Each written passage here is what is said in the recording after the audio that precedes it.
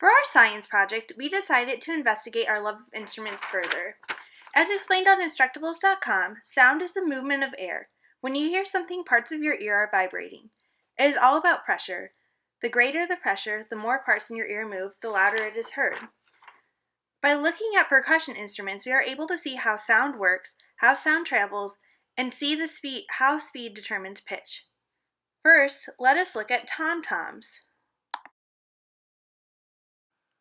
On the larger tom-tom, we will see that sound is created by hitting the head of the drum with a stick, causing the head to reverberate and create sound. By watching the pennies bounce, we can see the sound waves that are being produced. On the smaller head, there is less room to vibrate, thus creating a higher pitched sound because of fewer vibration.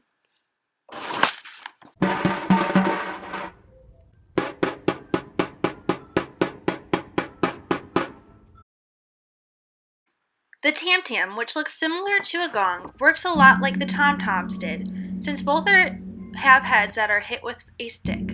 The vibrations, again, make the sound that we hear. As you see with the pennies, the sound continues for a long time after the hit occurred.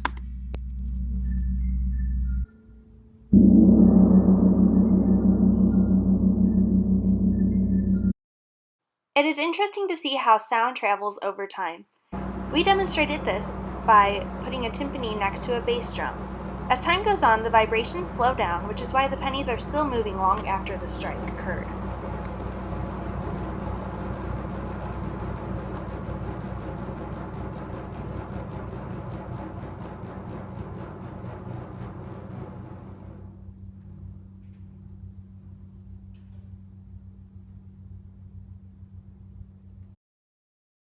This is our largest tom, also known as the concert bass drum.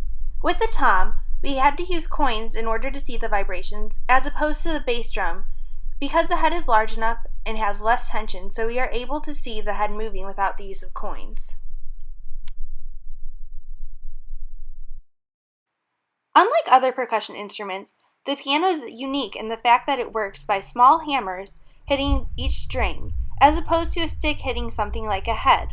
The vibrations of the string create the pitch. Each string has a different length, creating a different pitch. The longer the string, the lower the pitch, thus the slower the vibration. Therefore, the higher strings create a higher pitch with a faster vibration.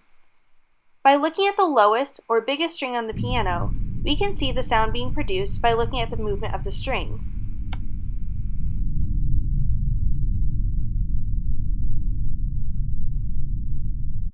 By looking at percussion instruments, it becomes obvious that sounds are created by the hitting of a string or a drum head and letting the vibrations create noise. The shaking or vibration of each instrument demonstrates the production of noise that we hear, known as sound. Each instrument has its own unique sound and unique production.